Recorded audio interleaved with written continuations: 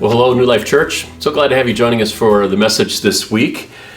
I've shared before that I am a fan of the Jeopardy game show on television. I am not a fan that much of the Celebrity Jeopardy show that sometimes they show during evening, during prime time. They'll have three like Hollywood celebrities playing, and it seems like the questions get dumbed down, and the celebrities always seem like overly dramatic in order to make it entertaining. I do like that each contestant gets to play for a charity of their choice, though that sometimes seems like the charities are a little bit on the odd side. I'm sure that behind each charity that they choose is a story that has drawn the hearts of the players. Not a bad thing. Usually it would be a family member or a close friend who has faced something really difficult like a medical illness or something like that. I wonder what charities and causes we all would choose if we had the opportunity to help stop something that we don't think is good, preserve something that we do think is good. My guess is that we'd be surprised by people's choices. I've got a friend who is a scientist and a former missionary as well. And my guess is, if he was put in that role, he would choose a charity along the lines of Save Morocco's Scorpions, because he was a missionary in Morocco and he studied the effects of scorpion bites and poison on human beings with the hope that they could eliminate the poison bites. Seriously, that would probably be his first choice, all right? Which makes me think, what would we say here in Minnesota? Save our deer ticks. Save our zebra mussels, save the castor oil plants, save our mosquitoes. Obviously, no. As we've been studying the book of Jonah, one thing that I've repeatedly just shaken my head over is how Jonah's heart is so different from the heart of God. And then that has caused me to further shake my head because my heart seems to be more like Jonah's heart oftentimes than it is like Jesus' heart. In our final look today at the book of Jonah, the last chapter, chapter 4, God shows Jonah how God's heart works. So let's take a look. Verses that we read last week, we only really looked at the first 3 of these verses and all. Today we'll probably primarily be looking at the last 8 verses, not real long. Jonah chapter 4, starting at verse 1. But Jonah was greatly displeased and became angry. He prayed to the Lord, "O Lord, is this not what I said when I was still at home? That is why I was so quick to flee to Tarshish. I knew that you were a gracious and compassionate God, slow to anger and abounding in love, a God who relents from sending calamity. Now, O Lord, take away my life, for it is better for me to die than to live." But the Lord replied, "Have you any right to be angry?" And Jonah didn't answer. Jonah went out and sat down at a place east of the city. There he made himself a shelter, sat in its shade, and waited to see what would happen to the city. Then the Lord God provided a vine and made it grow up over Jonah to give shade for his head to ease his discomfort. And Jonah was very happy about the vine. But at dawn the next day, God provided a worm, which chewed the vine so that it withered. When the sun rose, God provided a scorching east wind, and the sun blazed on Jonah's head so that he grew faint.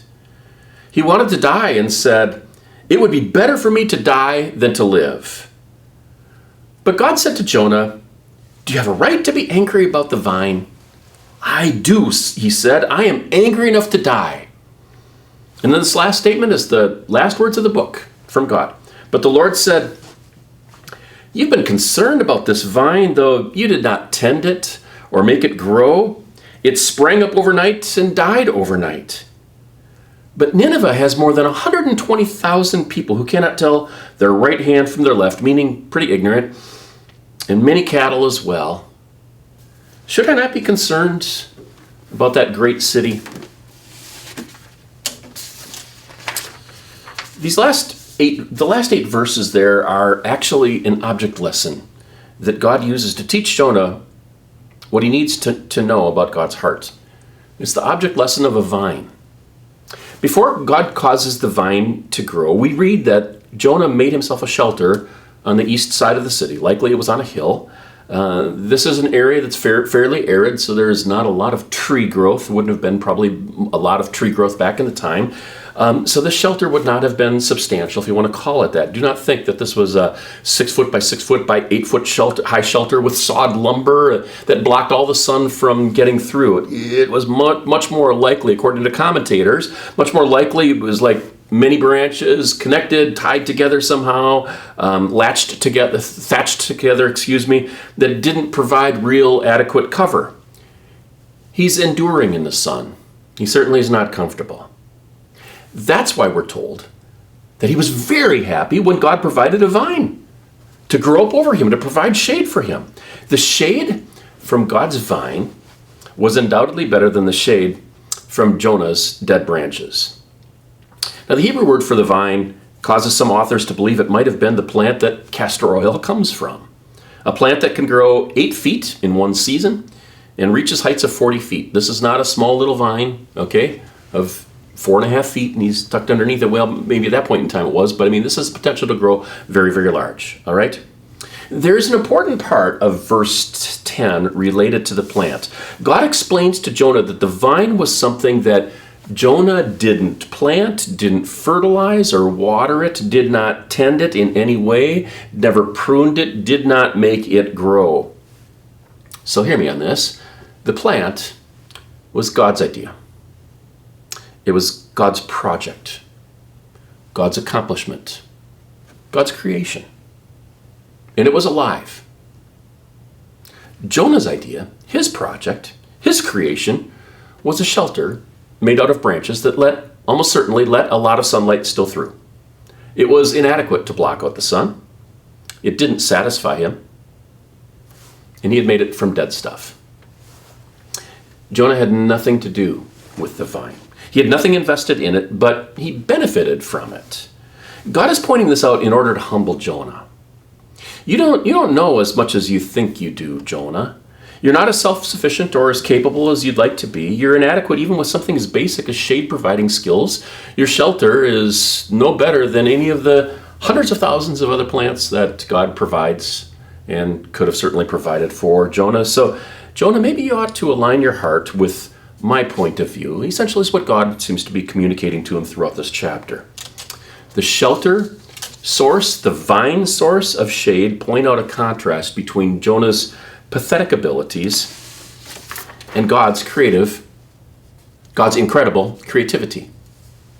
One of my favorite sports stories of all time goes back to 1990, all right, when Michael Jordan ruled the National Basketball Association. Just the best player of his day, maybe the best player of all time. And there was a game in March of 1990 where he scored 69 points in one game. It was an amazing game for him. It was his career high in points. But it was in the locker room after the game that Jordan's teammate, a rookie named Stacey King, made one of the most hilarious comments in NBA history. And I think I might have shared this. I tried to find out if I'd shared the story in the past. I couldn't track it down, all right? But he had only scored 1 point in that game, Stacey King had. But this is what he had to say. He said, "I will always remember this as the night that Michael Jordan and I combined to score 70 points. It was hilarious. I mean, when people heard it then, when they still hear it now, you laugh about it, all right? He was clearly saying this tongue-in-cheek. He was not trying to elevate himself anywhere near Michael Jordan. He was reminding himself of the greatness of his teammate and his own relative insignificance in comparison. God certainly wished that Jonah had that same humility and perhaps the same humor. All right, okay, God, I get it. My shelter's pretty pathetic. The vine's kind of amazing that it just pops up and grows so much and provides so much shade so fast and all. I get it, God. I give in.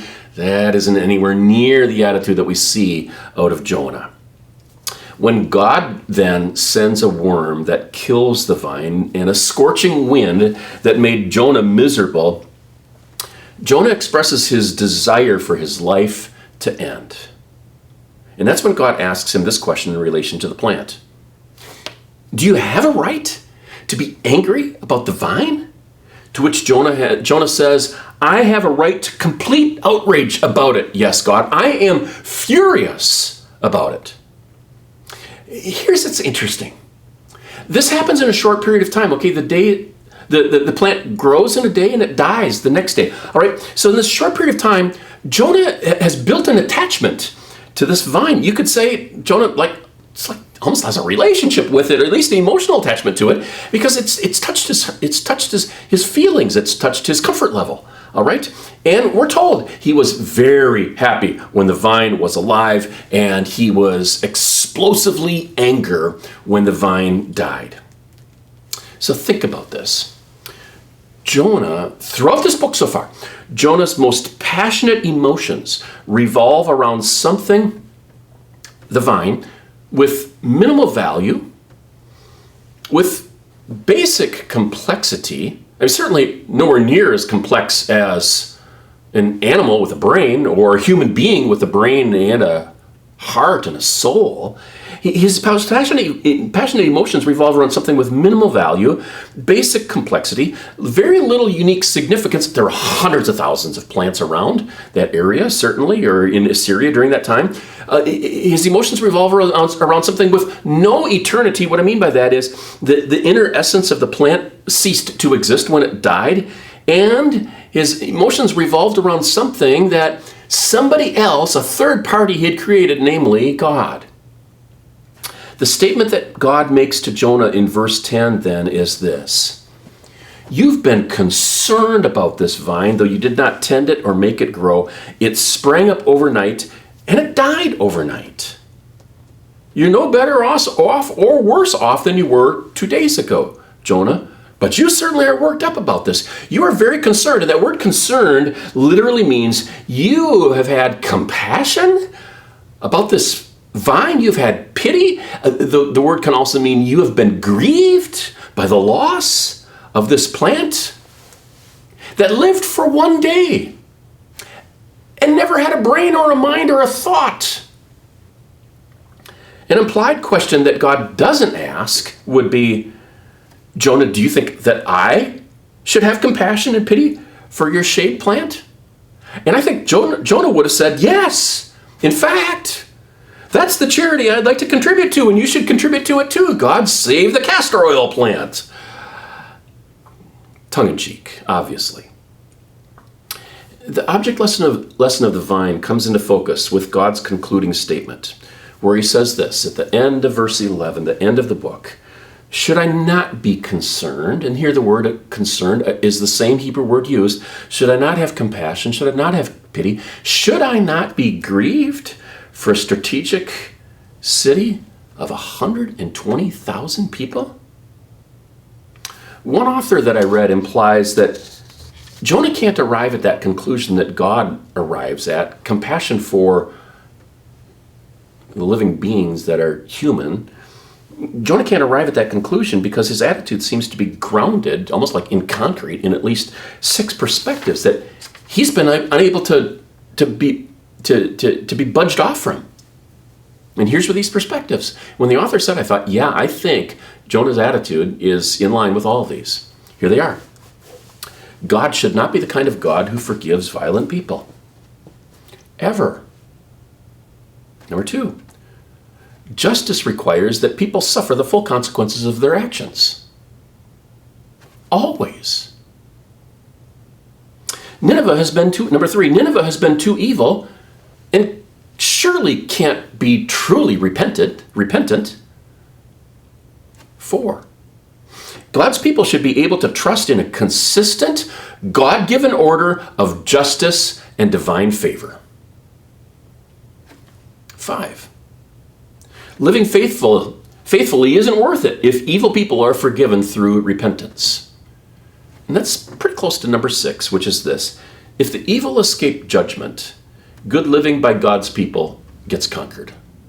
Evil wins, good loses. Societies struggle with these types of concepts, these perspectives, all the time. How long should a murderer go to prison? When do we impose justice and when do we withhold it? Is the death penalty ever valid? What's the balance between applying discipline and extending forgiveness when our kids disobey? That's a tough one for every parent to answer. How much personal responsibility should be required for somebody's bad decisions, somebody's bad financial decisions? If you shared those 6 perspectives about Jonah, if you shared those perspectives with generally good people, including people of faith, I think most would say that they would struggle with coming to a conclusion about them, struggle with whether they agree with them totally or disagree with them totally or are somewhere in between. I would look at them and say, part of me resonates with them, but another part of me doesn't resonate with them. So I struggle with those statements. Yet I would want to explain my thinking because my answers to them, my reflections on them would be nuanced. I'd guess, though, that if you posed these principles to Jonah, he would have totally agreed with all of them. Case closed. It's black and white to him. It is not so simple from God's perspective. Not because God doesn't know what sin is, certainly he does, but because God knows that love and grace blur the lines, especially the lines related to justice. Consider those statements, then, that describe Jonah in conjunction with what God is essentially asking Jonah at the end. Here's what it is. If you feel compassionate about the destruction of a vine you did not create, Jonah, shouldn't I feel compassion about the destruction of people and animals that I did create? If you're grieved about a plant that has no eternal existence to it, yesterday it lived, tomorrow it's going to be compost, should I not grieve about 120,000 people who are ignorant of me, but whose souls will live on in eternity? Jonah, should I not be open to exceptions to your 6 principles or 6 perspectives? Should I not be open to exceptions? Should I not be overly generous with grace rather than stingy? Jonah, have you forgotten your rebellion that put you in a sea where I graciously extended a fish to keep you alive and preserve your life? Shouldn't I be overly generous with grace rather than stingy? And if so, what is the key factor? And that key factor is this: the Creator's loving heart. Friends, here's God's point. Here's what he has been trying to get through to Jonah throughout this book, but especially here at the end of this chapter. Creators are compelled most strongly by love for and compassion on their creations, especially their most cherished creations. And that is human beings. That's me. And that's you. And it's Jonah. And it's 120,000 citizens of the city of Nineveh. Of course, God should be grieved over their spiritual blindness and their impending spiritual death.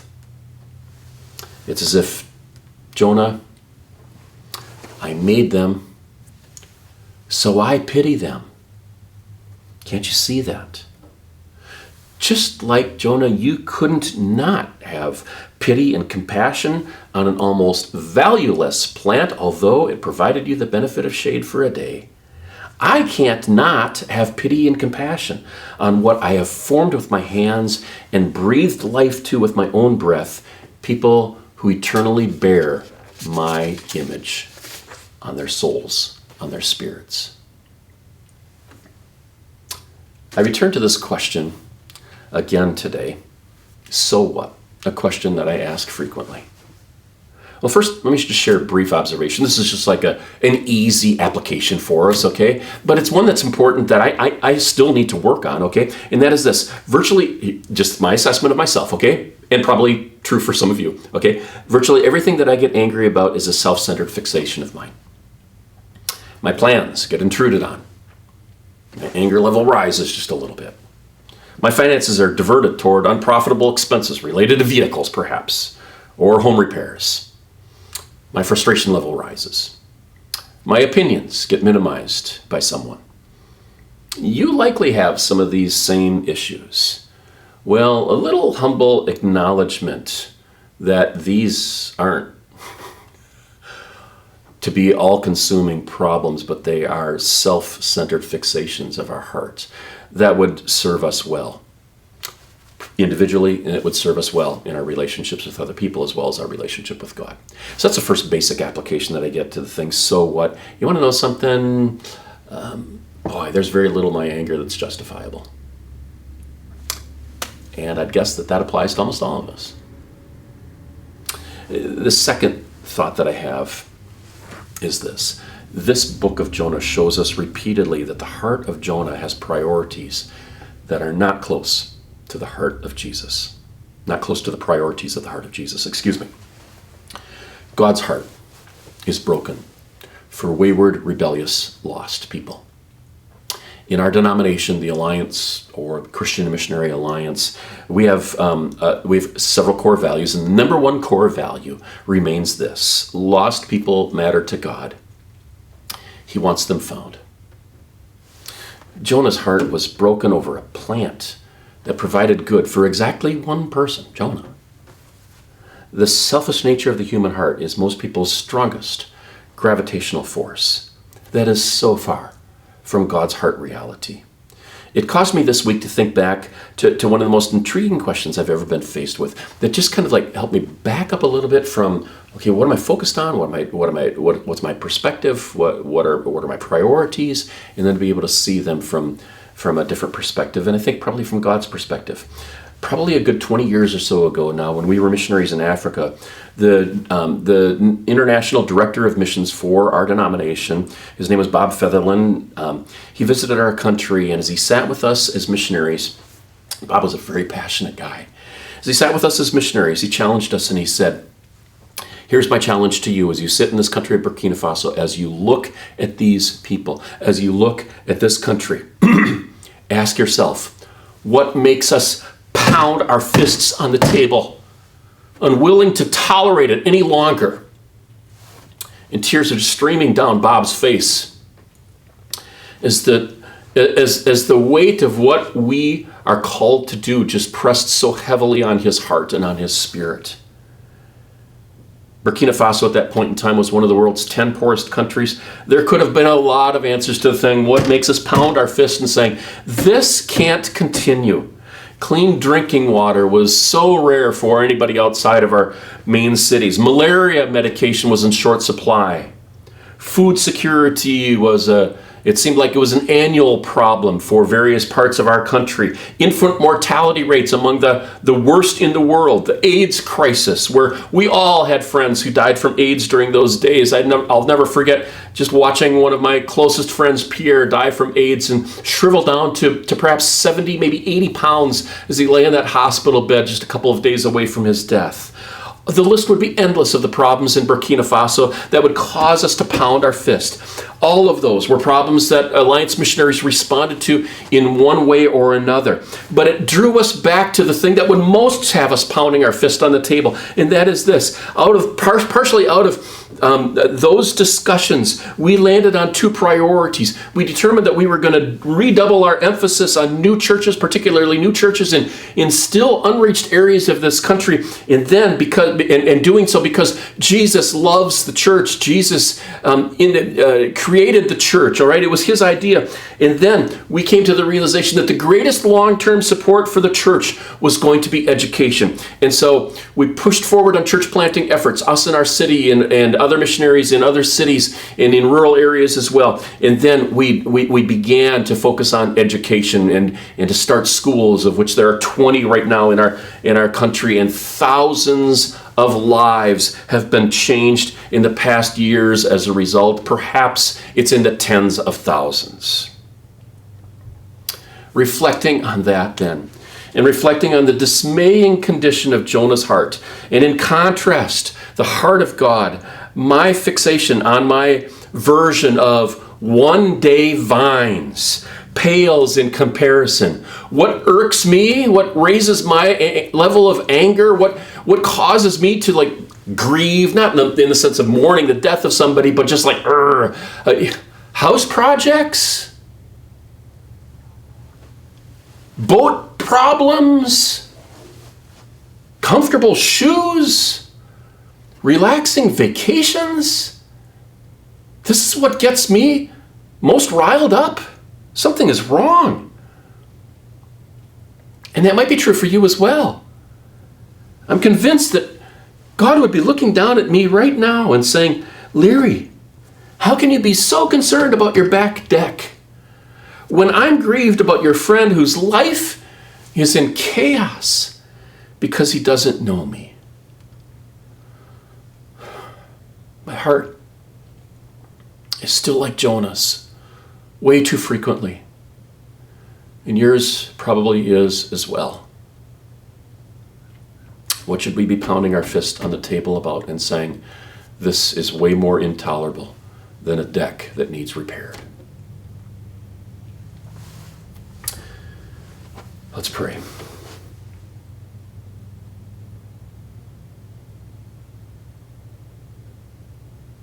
It is so easy for me, so easy for us, God, to be critical of this prophet of yours who failed in many respects. And yet, what we always need to do as we look in Scripture, God, is to try to see ourselves in the mirror and try to see ourselves in the image, in the reflection of Jonah's life. And we all would be less than authentic if we came to the conclusion that there's really nothing within our priorities that would cause you to grieve. Because we all fall short. Even 10 years into our spiritual journeys, or 30 years, or 70 years into our spiritual journeys, we all still fall short on our own merits of the glory of God. It is only through the grace of Jesus Christ. So if you have extended grace to us, if you were willing to extend grace to the people of Nineveh, oh God, help us to show grace and have a compassionate, grieving heart for people around us who need us to be all in on the task of showing Jesus' love to them day by day. Give us hearts like Jesus, not hearts like Jonah's. I ask this in the name of Jesus, my Savior, my Lord. Amen. Thanks for joining us. God bless you. Have a great week.